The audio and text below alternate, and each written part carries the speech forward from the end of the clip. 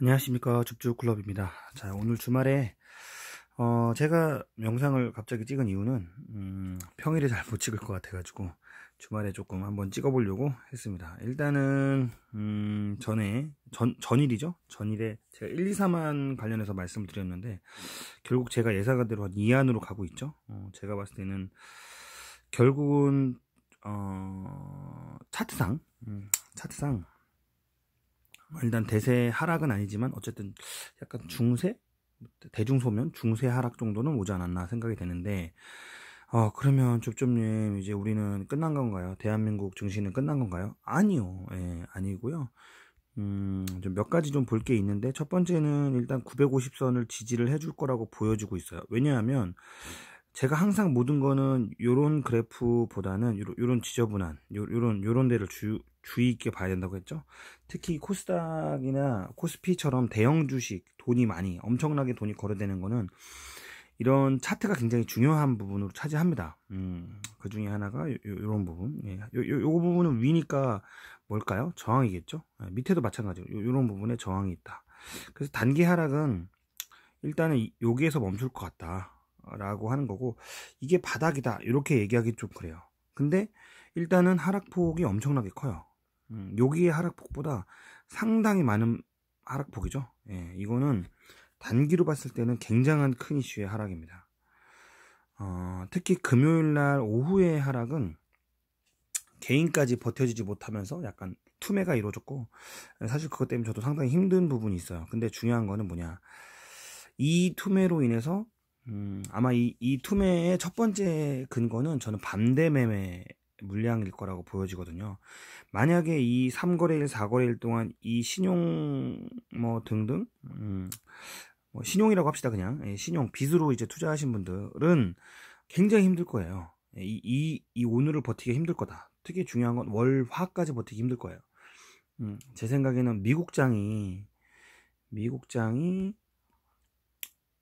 지금 금요일날 좋았죠. 미국장이 좋았어요.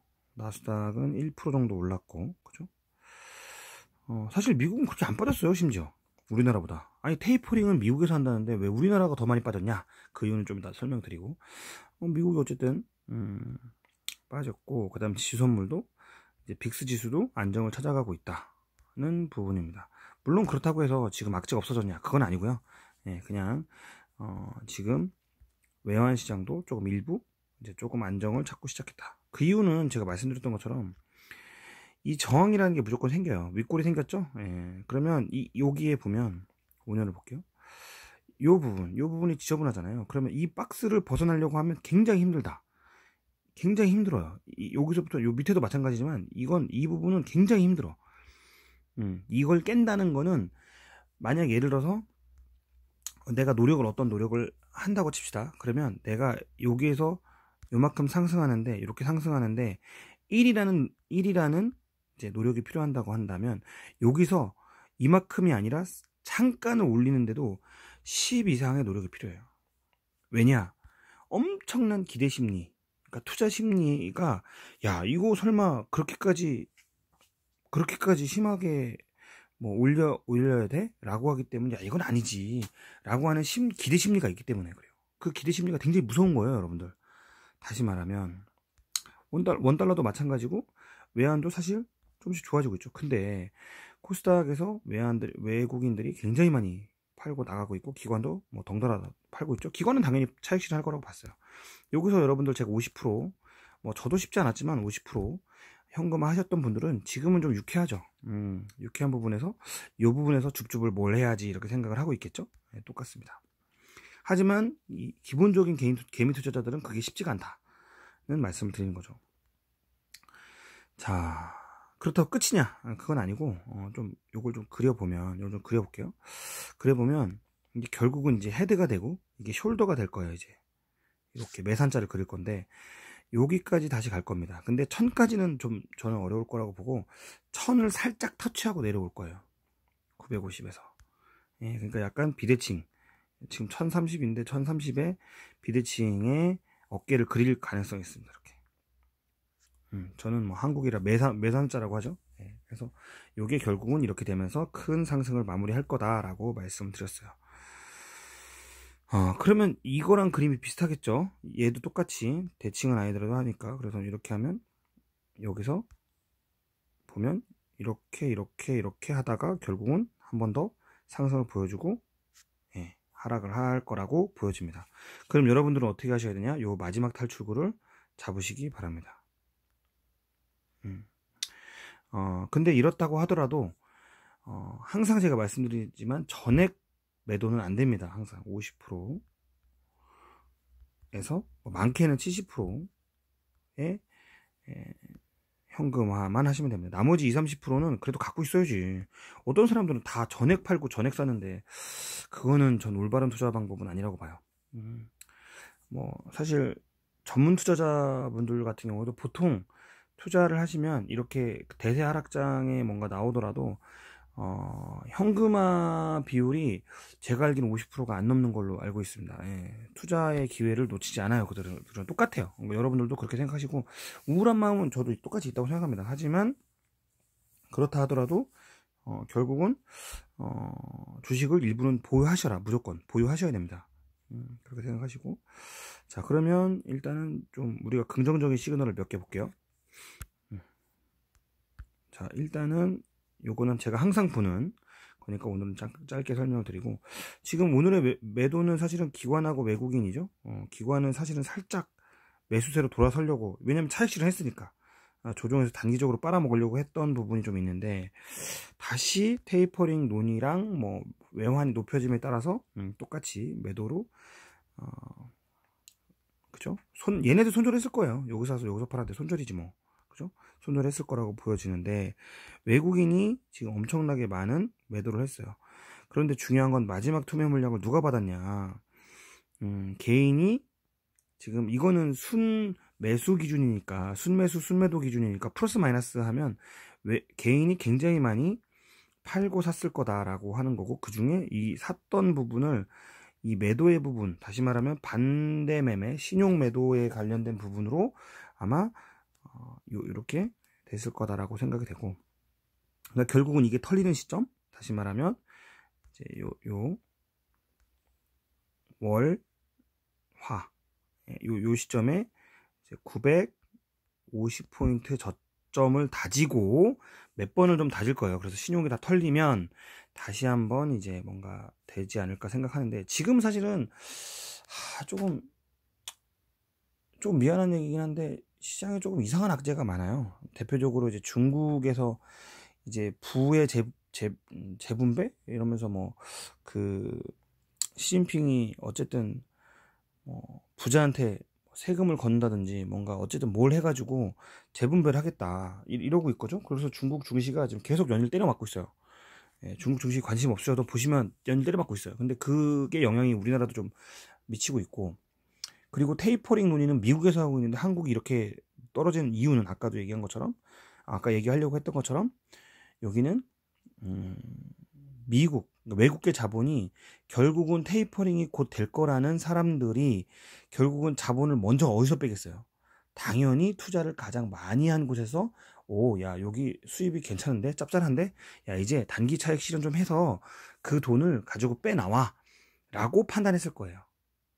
다는 아니지만 일부 그럴 수 있을 거라는 거죠. 테이퍼링 논의가 나올 때마다 그들은 그러니까 자기네 미국 내에서 투자하는 돈이, 그러니까 전체 자본금이 외국인 기준으로, 그러니까 미국인이죠. 투자 기준으로 한 100%예요. 전체 기준이. 근데 그 중에 20%를 아시아에 투자했어. MSCI 지수 같은 경우도 뭐 한국이 뭐 전체 아시아 시장이 뭐 13. 몇 프로 뭐 이렇게 되죠. 근데 결국은 테이퍼링이 논란이 되면 야, 그러면 조금, 야, 자금 투자를 단기 회수해야지. 야, 그런데 안정성을 좀 보장해야지. 야, 테이퍼링 한대잖아. 그래도 조금 조심해야 되지 않을까라고 생각을 하잖아요. 그러면 첫 번째로 생각하는 게, 야, 그래도 자국 내로 뭔가 위험할 수 있으니까 돈을 끌어모아. 야, 신흥국에 돈을 모았던 거를 조금 회수를 해. 라고 해서 신흥국, 다시 말하면 우리나라, 뭐 중국 등등, 뭐 일본은 뭐 선진국이니까 그런 기준으로 자금을 회수했을 가능성이 있다. 그러니까 그들이 일단은 돈을 빠져나가니까 그 첫 번째는 뭐냐면 이제 이제 한국 원화로 바꿨으니까 뭘로 바꿔야 돼요? 다시 달러화로 바꿔야지. 달러화로 바꿔야죠. 그러니까 수많은 돈이 달러화로 바꿈으로 인해서 원화 환율의 부분이 1200원대 가까이 뚫으려고 하고 있었다라는 증거로 보여집니다. 결국은 이제 외화가 밖으로 유출되는 거죠. 계속 들어오다가 외화가 유출되는 거죠. 깜짝이야. 갑자기 제 장난감 방에서 막 이상한 소리가 들려서 깜짝 놀라네요. 귀신인 줄 알고. 어쨌든 그랬다. 그래서 그런 이제 상황이 벌어질 거다라고 생각하고 있습니다. 그래서 근데 지금 좀 아쉬운 거는 신용 반대매매 투매가 오랜만에 나왔고요. 요거를 조금 더 보면은 좀 볼게요. 주봉을 보겠습니다. 주봉을 보면 요 폭, 다시만 요 폭이죠. 요 폭을 보면 이제 여기 1월에서 그죠? 1월에서 2월간 하락세고 그죠? 그 다음에 최근 또 하락세고 다시 한번 상승의 그 기운이죠. 주봉으로 보면. 근데 여기 보면 그 하락폭이 지금 21선을 엄청 뚫고 내려왔어요. 예, 그 얘기는 이제는 하락을 준비하는구나 코스닥이, 이렇게 생각하셔야 됩니다, 여러분들. 예, 그래서 지금 파느냐 아니라고 했죠. 제가 다시 한번 매산자를 이렇게 그릴 거라고 했어요. 조그맣게. 예, 그럼 그때 팔으시면 됩니다. 그게 안 올 수도 있지 않나요, 집주님? 아니요. 그럴 순 없어요. 모든 종목이나 돈의 흐름은 항상 모든 흐름이 패턴이 비슷합니다. 그 이유가 뭐냐면 그 기대 심리의 공통 분모가 동일하기 때문에 그래요.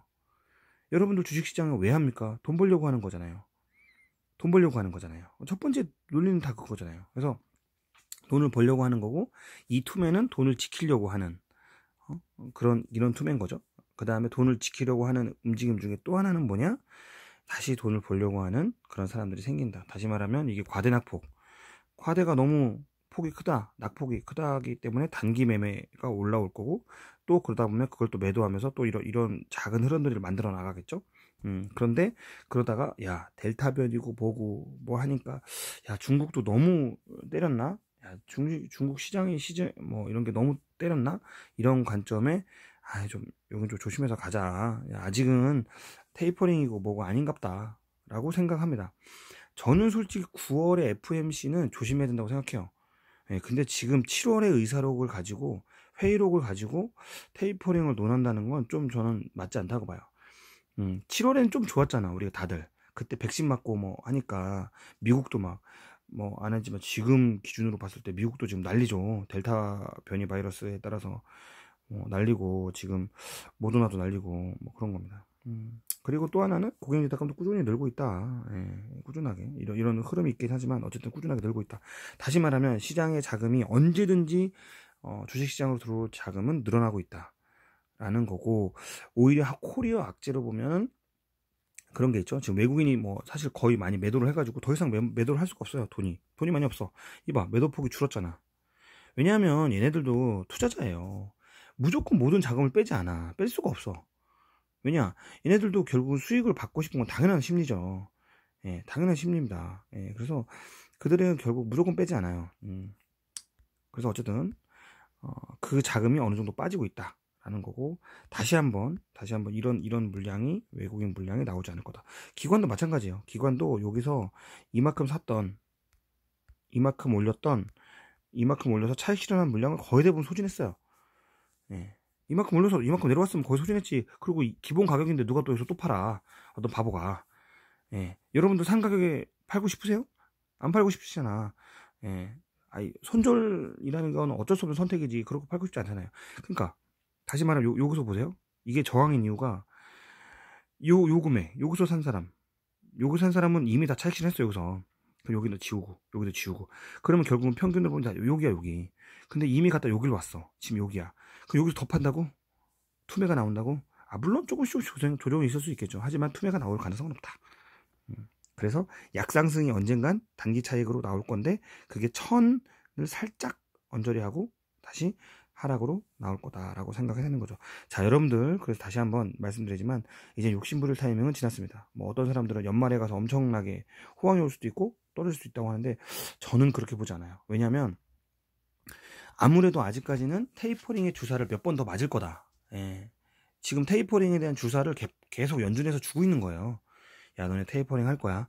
테이퍼링 할 거야. 테이퍼링 할 거야. 근데 옛날처럼 깜짝 놀라진 않겠지. 근데 이렇게 깜짝 놀라는 것처럼 나온다. 이, 이 폭도 보세요. 지금 여기보다 이 하락폭을 보세요. 예, 그 얘기는 뭐냐? 요 하락폭은 항상 모든 거는 폭이 크면 클수록 촘촘하게 안 박혔죠. 차라리 이런 게 촘촘하게 박힌 거지. 상승은 촘촘하게 나오고 하락은 폭락이 나온다. 그 얘기는 뭐냐? 돈을 갖다 때려 박은 거죠. 상승은 조금씩 매집하고 하락은 갖다 막 때려 박은 거야. 이걸 투매라고 하죠. 던지는 거죠. 그러니까 그런 거는 당연히 다시 금방 상승할 수 있는 여력이 있다. 다만 V자 반등은 좀 어려워요. 예, V자 반등은 좀 어렵고 뭐 약간 요렇게 아니면 요렇게 갈 가능성이 있습니다. 좀 시간이 좀 보였으면 좋겠고, 지금 다음 주 뭐 잭슨홀 미팅 뭐 이렇게 나오는데 결국은 거기서 잭슨홀 미팅 무슨 얘기 나오겠어요. 델타 바이러스가 있으니까 조금 좀 생각해보자. 지금 고용지표가 좀 다시 좀 악화되고 있으니까 좀 조심해보자. 이런 얘기 나오지 않을까 생각하고 있어요. 예, 그러면 다시 한번 올라갈 거고, 걱정은 아시아 증시예요. 중국 증시. 중국 증시가 시진핑이 조금 중국 증시를 좀 부양해야 되는데 좀 잘못 생각하고 있는 거 아닌가 생각하고 있어요. 그러니까 결국은 뭐 그 중국의 인민들이 주식을 살 수 있게 해줘야지. 예, 주식을 좀 많이 살 수 있게 주식 동료를 해야지. 그죠? 그래야 부의 재편이 되는 거지. 주식을 그러니까 지수를 내린다고 해가지고 그게 부의 재편이 되지 않는다. 결국 부자들은 주식 다 팔아가지고 딴 데다 돈을 숨겨놓을 거다라는 거죠.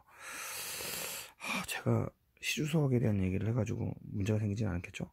어쨌든 여기까지 하도록 하겠습니다. 저축클럽이고 여러분들도 저도 그래요. 좀 힘들고 어려운 상황인데 여러분들도 좀 어렵지 않게 하시기 바랍니다. 그리고 항상 모든 거는 판단이 안 될 때는 50%만 주식 들고 있는 거예요. 항상 그렇게 생각하시기 바랍니다. 주주클럽이었습니다. 감사합니다.